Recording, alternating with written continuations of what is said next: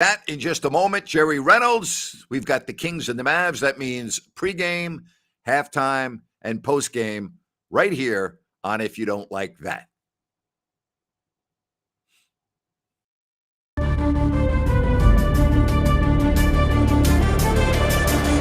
Audio Jungle.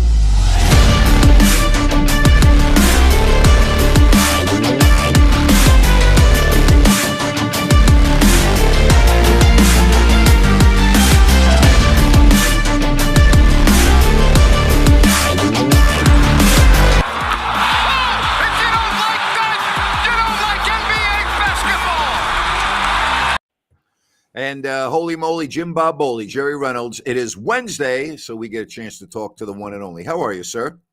I'm very good, thank you. That win last night really perked me back up. Obviously, made up for didn't quite, but almost made up for the disappointing game on Sunday.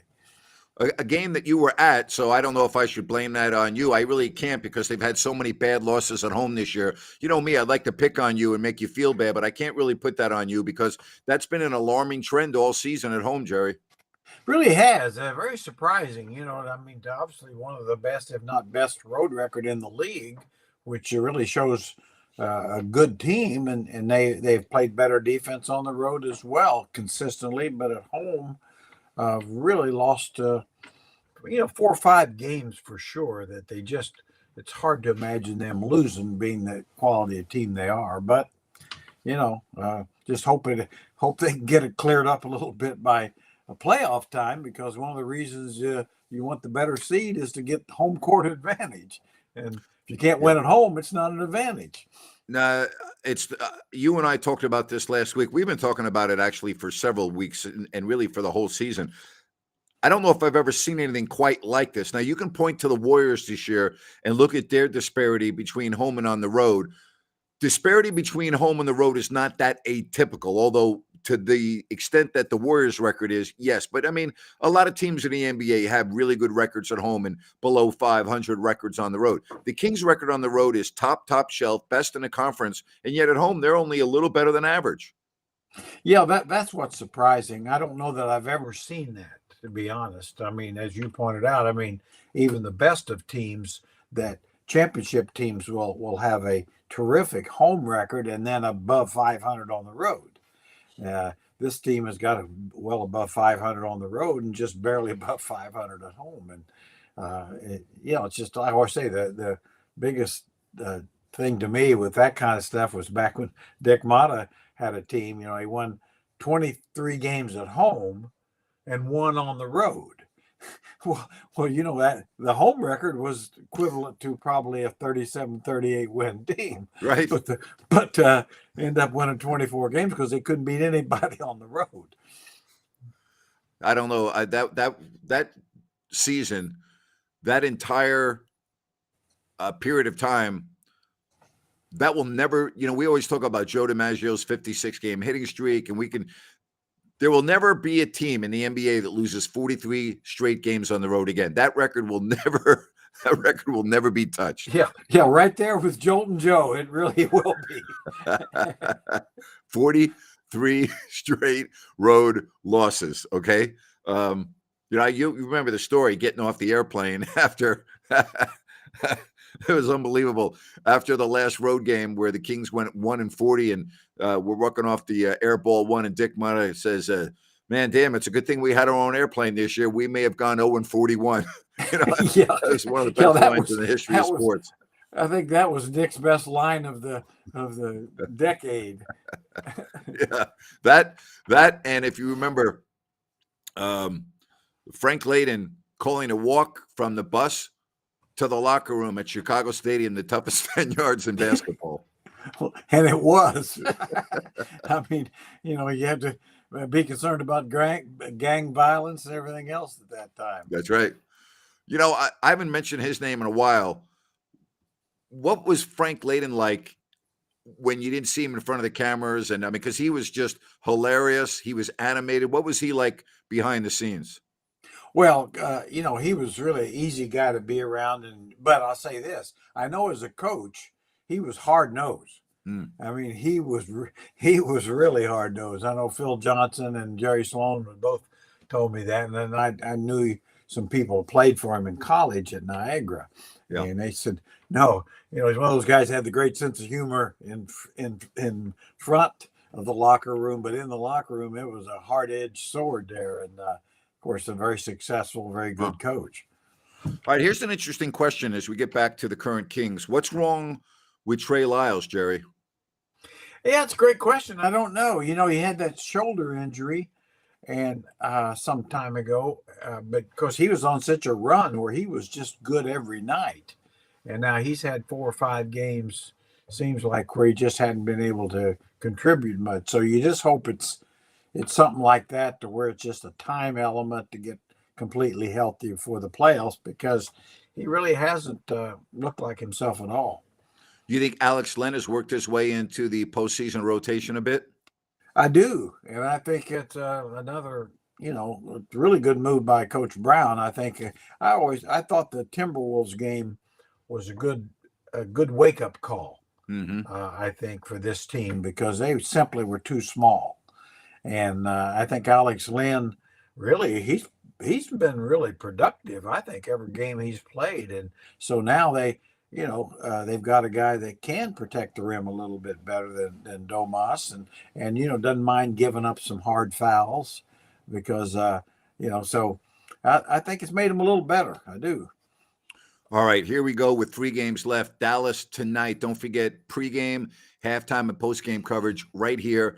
Then the Warriors at home Friday, and then at Denver on Sunday. I don't know what's going on with Denver, Jerry. They look like, to me, just a so-so team right now. And they got Jamal Murray getting hurt last night again. Yeah, they really kind of limping into the playoffs. I really hope for Coach Malone, and they can get it kind of squared away. Jokic was down a little while, and didn't play well last game, and so, but they've got a little time, and they certainly have home court advantage through the West, at least. So I think they've got time. I don't want the injury to Murray's a concern, but we'll see. Well, there's going to be a fun weekend of basketball coming up. And again, the Mavericks tonight. Jerry, I know that right now they're on the outside looking in. I noticed the comments that Luka made after practice yesterday. He said, hey, if we have something to play for, I'm playing. We're not sitting, we're playing. The Mavs can still get into the play-in tournament, but they have to win all 3 games, and it begins tonight. I don't know. I just think you're going to get the A version of Dallas tonight. Maybe I'm crazy because we haven't really seen it, although they've lost a lot of 1- and 2-point games. But I think they're going to get I think the Kings are getting the A version of Dallas tonight. Oh, I'd be surprised if they didn't. And at home, certainly with Kyrie and Luka, I mean, both of them can put up huge numbers. I mean, the biggest problem with Dallas is, they've gotten weaker defensively. Yeah. They can still score the ball. So whatever they got, the Kings are going to get it tonight. I mean, whatever game they've got. And I suspect it'll be a tough go, especially Kings playing last night. But, you'll have to see. But as we know, the Kings are so good on the road, you always feel like they got a chance now. All right, I'm going to nitpick a little bit on Mike Brown. I think he's going to be coach of the year. He's done a magnificent job. So I think we can all agree on that. I do not understand why he has his starters on the floor so late in games that are very well decided. Last night, he did not take his starters off the floor until there was a timeout with like 3 minutes left. Okay, the Kings were up by 21 points. I don't get that. I don't understand that. Well, I do think it's I would have to agree with you a little bit there. I mean, I think he probably been so concerned about, clinching the division, maybe. But like I say, right now, with things in hand, I mean, the main thing is health of your team and freshness of your team, whatever it takes to get to that. And certainly, I mean, Barnes and Domas, they've played so much that I am concerned about them. Hopefully they'll be able to get a few shorter minutes in games, or if a game off even would be okay with me at this stage. Once they find out they can't get second, then I just would anything you can do to give them more rest is what you ought to be doing. Jerry, did you get a chance to watch any of the post game after the second Blazers game? We had John come on and shave his beard, which he had grown after the Kings were in the playoffs. He said he wasn't going to shave until the Kings made the playoffs. So he was tripping on his beard. So he finally shaved it. Well, yeah. I tell you what, it's just been a remarkable year, though. My mind is, I know there's, how this goes. It's kind of like the first year back in 98, 99, where, new coach, new team, everything turned around with Rick Adelman. Expectations grows each year. And so this is one of those one-off kind of years because it's taken everybody. Well, Weber's far more talented. I'll say that. I mean, I don't think there's any question about the talent level. I'll say this. I think Sabonis probably is more valuable because he plays every play, every minute. I mean, I've never seen a big that has the kind of stamina he has. Or take it, and it's some of the little things. I mean, he sets more good screens than any big player in the league, and that's a skill. And and the guy that does that takes a lot of punishment, but that's who he is. So, as much as I, thought of Lottie and Webb and Brad Miller, none of those guys were as valuable to the team performance as this guy is. And he plays every game. All right. He only missed one game because of his thumb injury. There's no drama around the guy. You don't hear any issues in the locker room or, he's just a consummate professional. He's a team guy. And that's a big check mark in his column as well. Yeah. My opinion, the only flaw he has is he's too unselfish. Mm-hmm. He turns down too many easy shots around the basket to find perimeter shooters. I mean, and we have really good perimeter shooters, but yeah, the guy, he's terrific. Like I say, I mean, C-Webb had more talent. Yes. But we both know that, he didn't really bring it every night and it just wasn't in as good a shape. I don't think any big man's been in as good a shape as this guy. I mean, he runs all day long. So, hey, I'm just, thankful we had those guys back in the day and really thankful you got Sabonis. All right. I want to bring Ryan in because I think now the game tonight in Los Angeles with the Lakers and the Clippers, I believe if the Lakers, who beat the Jazz in overtime last night, I believe if the Lakers win tonight, I think the Kings are going to play either the Warriors or the Lakers in the first round of the playoffs. I think if the Clippers win tonight, it will be the Warriors or the Clippers. The loser of tonight's game in LA will be in the play-in. This is a huge game tonight. Ryan, I want to start with you. If the Lakers win, I think they're going to be a top 6 seed. That will move them in the 6. With 2 games left. Yeah, I agree with you, Grant. It's going to sound foreign, Sacramento fans. You're probably going to have to take a shower around 10 o'clock tonight, but we are Clippers fans for the That's night. Right. We want to see the Clippers win this one because I don't want to see the Lakers right now, especially with a matchup problem with Anthony Davis, the way that he is playing. So watching, Grant. Yeah, as far as the questionable, Sea-Dog says that LeBron and Russell are questionable. They're playing. There's no way they're not playing. No way. Yeah. I mean, that they're playing. Jerry, this is a big game tonight in Los Angeles. Again, I believe if the Lakers win, they're going to be a 6 seed or 5 seed. And that, to me, right now, that would be who the Kings are going to be playing, the Warriors or the Lakers. I'm not saying anything's going to be easy in the playoffs. It's not. But I'd much rather play the Clippers than those other 2 teams. That's what I think. Go Clippers. Yay, Yeah. Clippers. Yeah. I didn't think I'd ever say that, but I'm saying it. Yeah. Lakers, they're a tough matchup right now. And, and then, basically Austin Reeves has really emerged as a third guy on that team. Yeah. Who you can count on, as a ball mover and get you 20 points a game. I would love for the Kings with the choice of the Warriors or the Lakers or the Clippers to play the Clippers. I think that is by far the best matchup for the Kings. And then we've got the game Friday with the Kings at home against the Warriors. And if you talk about the magnitude of that game, yeah, it's a big game for Sacramento because it's their last home game of the year, and they would dearly love to beat the Warriors. But the Warriors could very well be playing for a top 6 seed, or if they lose, a playing game. So I got to believe you're going to get the A version of the Golden State Warriors on Friday night, gentlemen. Well, yeah, and you figure that maybe Wiggins will play some. Yeah. You know, they've got to try to work him in at some point. Yeah, you're going to get their best. I think it's a conundrum for the Kings, to be quite honest. I mean, their situation can't likely improve. You know, I mean, if it wasn't, I'm not at all sure, you know, what the Kings get out of it. I mean, it's almost one of those things. If you beat them, would that be even good for you? I don't know. Well, I know if the shoe were on the other foot, okay, I know Steph Curry wouldn't be playing. I know Draymond Green wouldn't be playing. I know Klay Thompson wouldn't be playing. Let's just call it the way it is. If the roles were reversed, you wouldn't see the Warriors playing anybody in that game. No, you wouldn't. And, you know, that's I'd almost be inclined to do the same thing, to be truthful.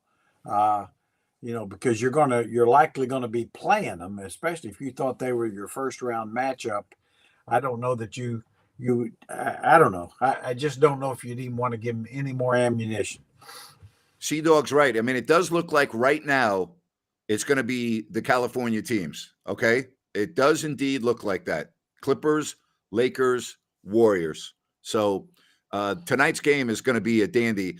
The Lakers went to overtime last night. LeBron and Anthony Davis and Reeves, they all played over 40 minutes. So that could be an issue as well in that game tonight. Going to be very interesting to watch that game. Yes, it is indeed. And going back to what you guys were saying about the Warriors game on Friday, I'm of the opinion, I think we've seen this with Mike Brown, he doesn't care who's in front of them. He's going to go full steam ahead. And at this point in the season, I want to see the Kings play good teams at their best, because that's what's going to get them ready for the playoffs. That's what's going to continue that momentum. So, but what happens if you do that and you're at home and you lose to the Warriors and you end up playing them the next Saturday or Sunday?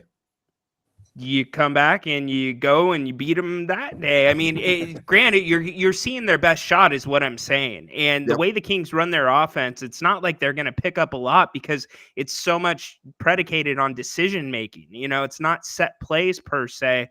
So I think it's better to get a taste of it right now rather than get your first taste in the first round. Michael, I mean, you can look at it both ways. I want to get to this real quick. I'm not convinced there is a right way. I mean, you may be right, Ryan, and I mean, and like, you know, it's such a interesting thing though. But if that's your first round opponent, and let's say you beat them, okay, you feel good about it, but that gives them a little extra ammunition and preparation when you go into it, and so it's a tough call. It is. Hey, Michael, just so you know, the NBA has a set schedule on Sunday. It doesn't change. Okay, all the teams in the East play at the same time, and then 2.5 hours later, all the teams in the West play at the same time.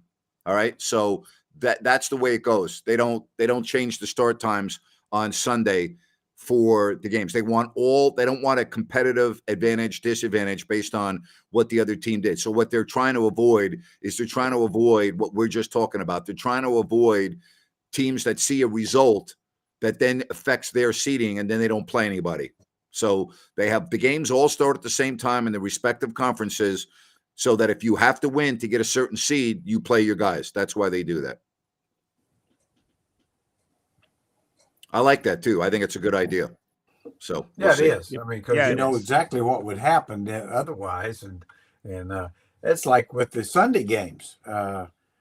Certainly, some teams that are locked in to their spots, that's for sure. Where you'll see, you know, at Denver, will they play Jokic and Gordon and those guys?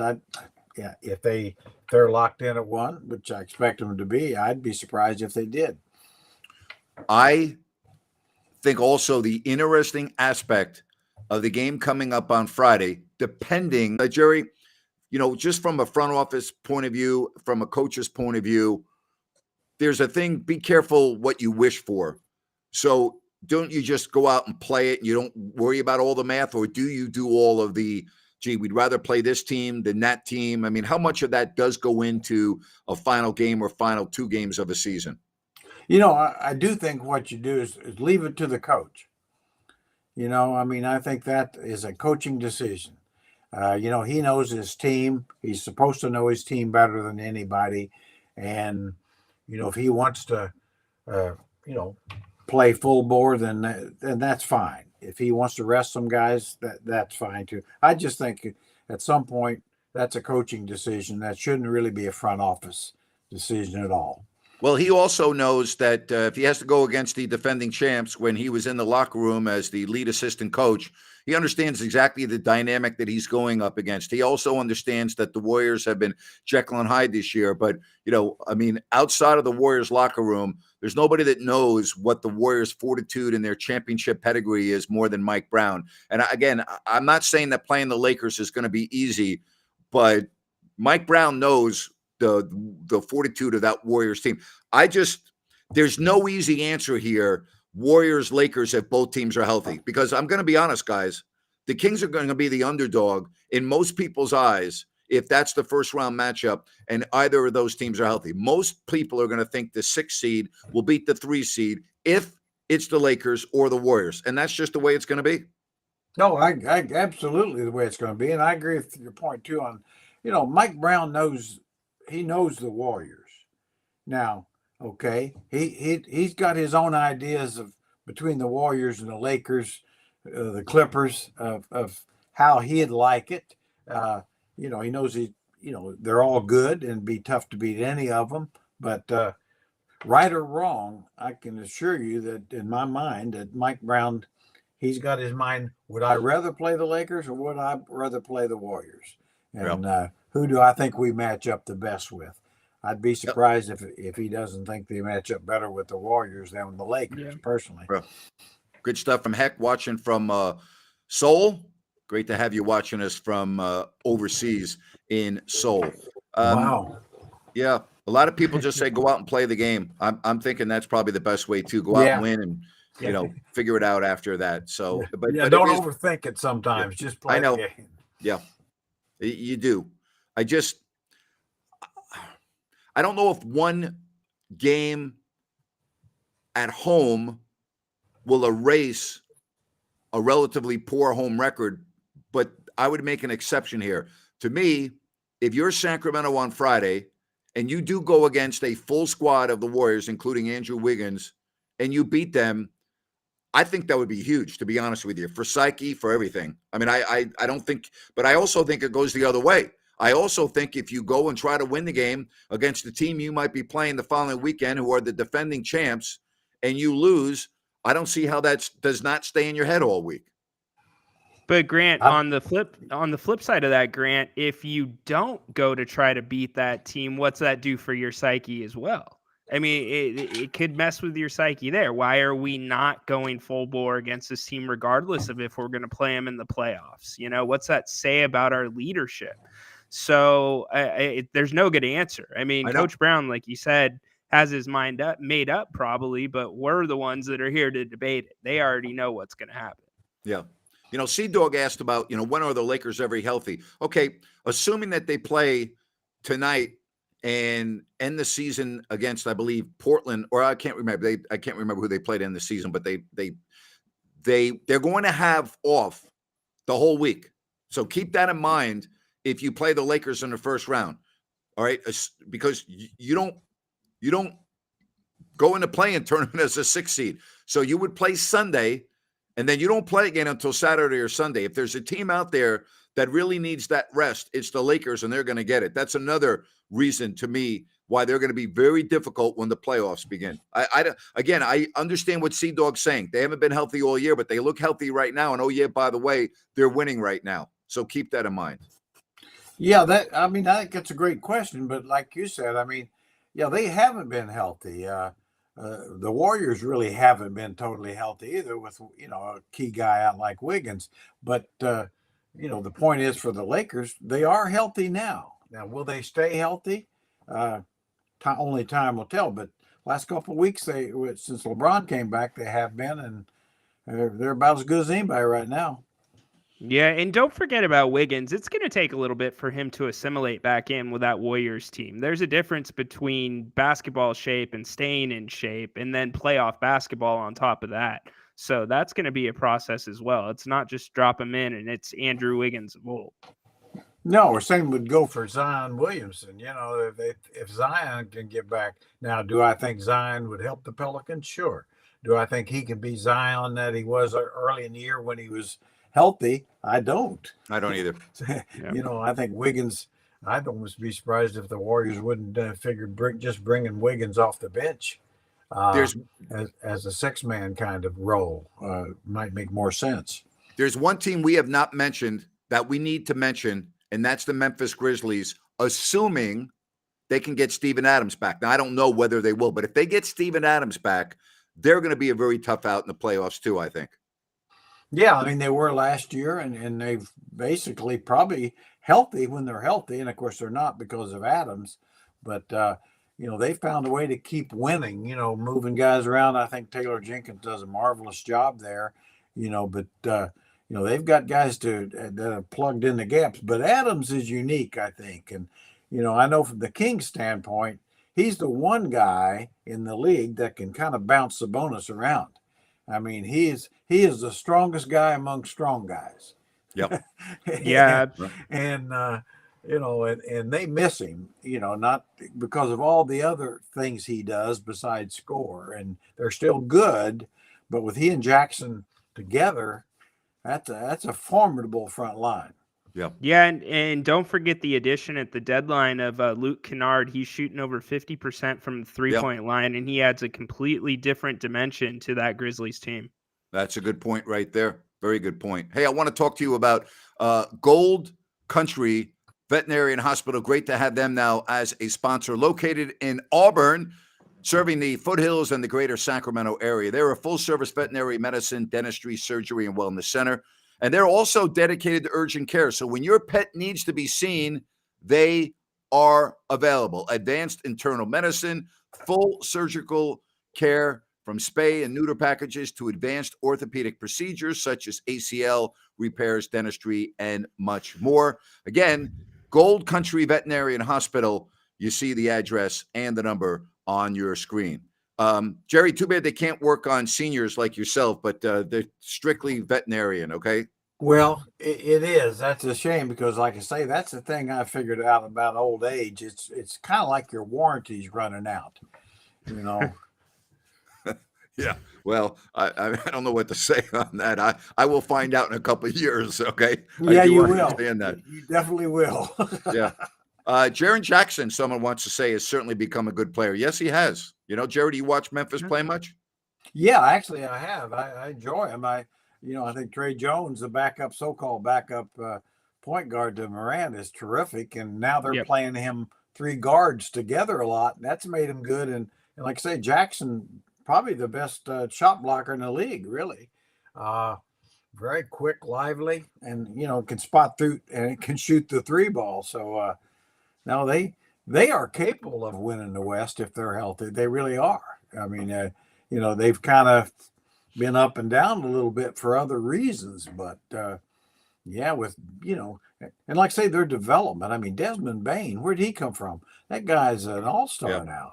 He's almost a Mitch Richmond type guy, really powerful, can make shots and go through guys going to the basket. Yeah, I like watching them, but and they guard you, and they got a couple of dickheads there like Dylan Brooks, but he has his way of being valuable. So right now, as we talk about entering the final weekend of the NBA season, who do you think comes out of the West? Ryan, I'll start with myself. I'm going to pick Phoenix. Who do you like, Ryan?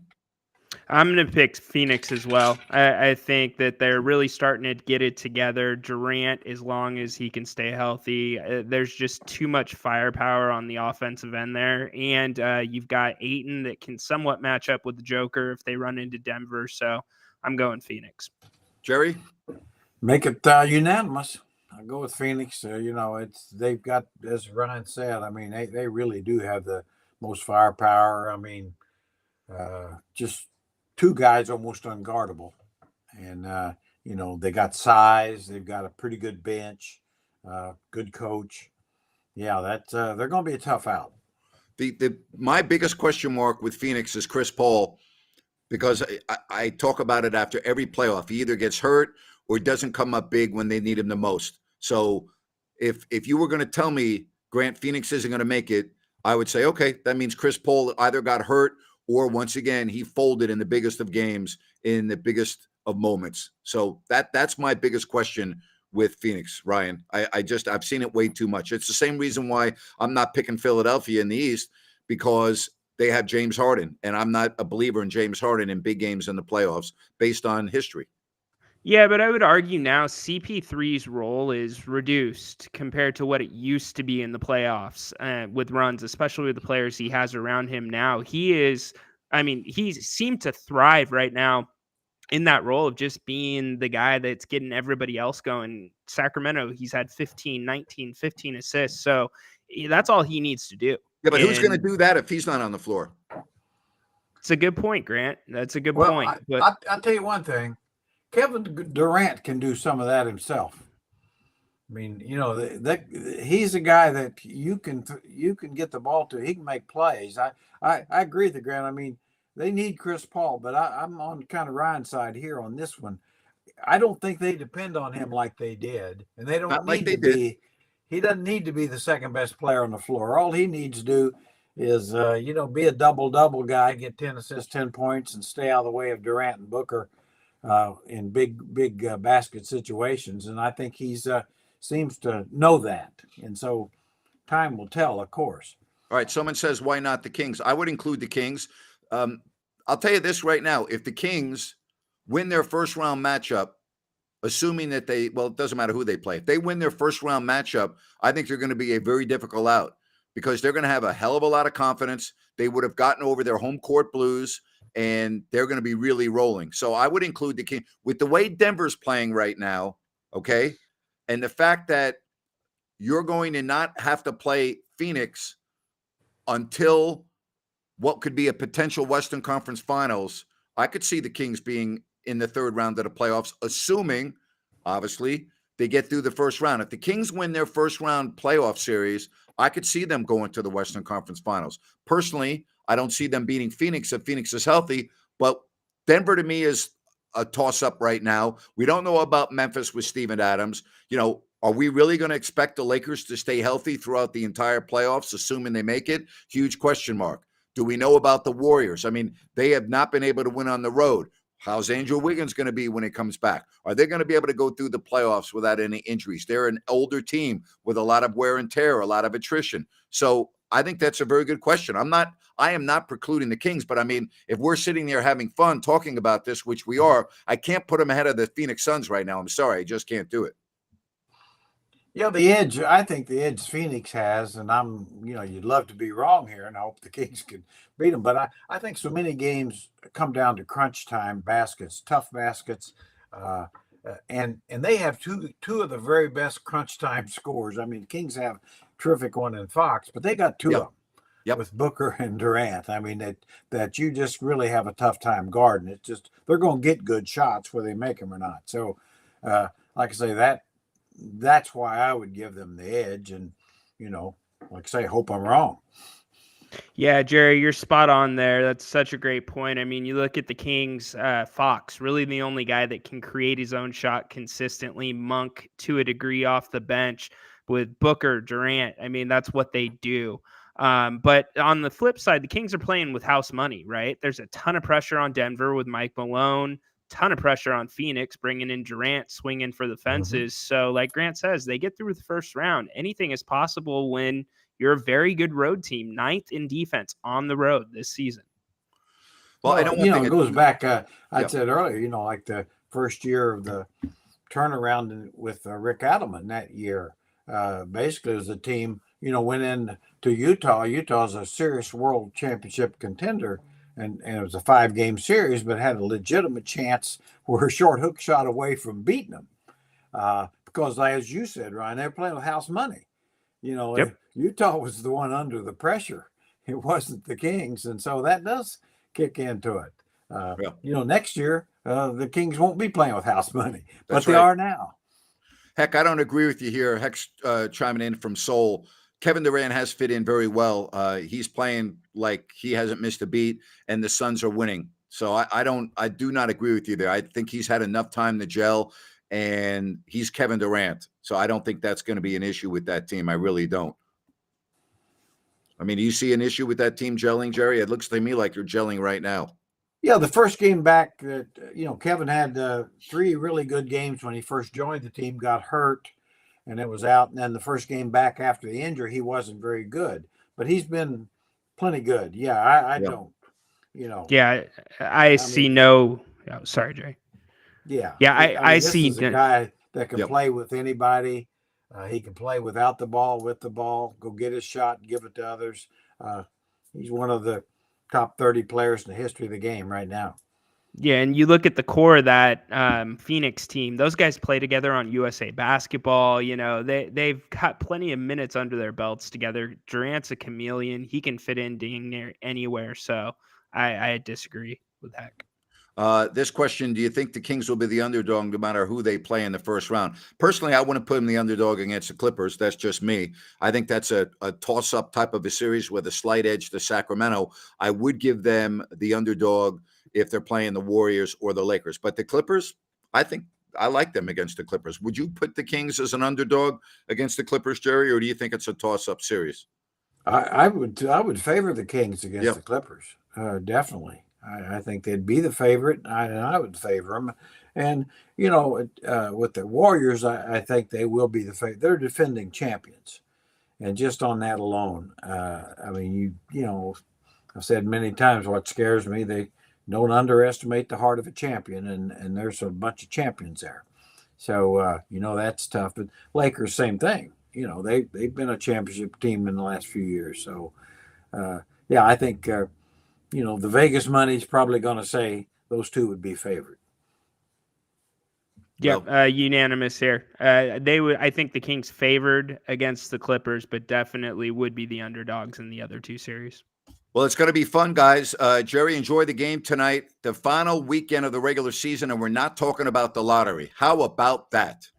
How about that? I tell you what, I am so excited. I mean, I don't know. I've been starting to look at Mrs. Reynolds a little different. I'm getting so excited. So, you just never know. You got to take it into how it is. But I'm looking forward to the game tonight, and maybe get another road win. That's what they do. And that was fun for you to be. You got a really nice hand from the crowd, Jerry. I know you love that on Sunday. They love you, Jerry. That was great to see the recognition. Well, it was really surprising, and I've always said I've come to believe that the fans clearly overrate me. I don't know why they do, but I appreciate it. Absolutely. Oh my gosh. All right. You take it easy, Jerry. We'll talk to you soon. See you soon. All right. Thanks, Jerry. Good stuff right there. Ryan, what do you got coming up on the pregame here in a little bit, right? Yeah, we'll preview the game, talk a little bit about Dallas, answer your questions, and get y'all ready for tip-off. Absolutely. And we also want to talk about Fosters and Paws, a group of animal advocates. They do great work. And, if you are not in position to adopt now, donations are greatly appreciated. They use that to help feed and care for the pets in their care. They do great work. Go to their website, fostersandpaws.org. They work with young people. They teach them lifelong benefits of caring for a pet. They really are tremendous. Again, animal advocates, phenomenal work. Fosters and Paws, fostersandpaws.org. Have a good show pregame, and then you'll join me at halftime and postgame. Should be a fun day. And later, all eyes will be on that game in L.A. with the Lakers and the Clippers. And again, I think if you're a Kings fan, you want to be rooting for the Clippers tonight. Oh, yeah, we are Clippers fans indeed. That is the best matchup for them. And I did my homework for the post-game show. I learned about the Polish Hammer, Ivan Putski. So And a very, very solidly built man yes, and tag team wrestler, tag team champion yes, back in the day. Yeah. yeah. Okay. So, Well, now all I'm right. impressed. I'm Yeah. impressed. And I did look up Mr. Rhodes, Rhodes for you, and now I know who he is. There you go. All Right. right. Look, And I did see the video on the internet of George Kittle. I think he's got a future. yeah. Absolutely. Yeah, hopping in the ring Yeah. with Pat McAfee, getting it done. So that was pretty funny. Kevin, So, trust me, as much as Jerry and I would love to do it, it's not worth your left arm and leg, but I do appreciate the compliment. Thank you very much. All right, Ryan, we'll talk to you at halftime, buddy. all right, bud. Thanks, partner. All right, good stuff right there from Ryan. And if you are joining us for the first time, please subscribe to the channel. Give us a thumbs up. We greatly appreciate that. And we'll see you back here pregame, halftime, postgame. So long.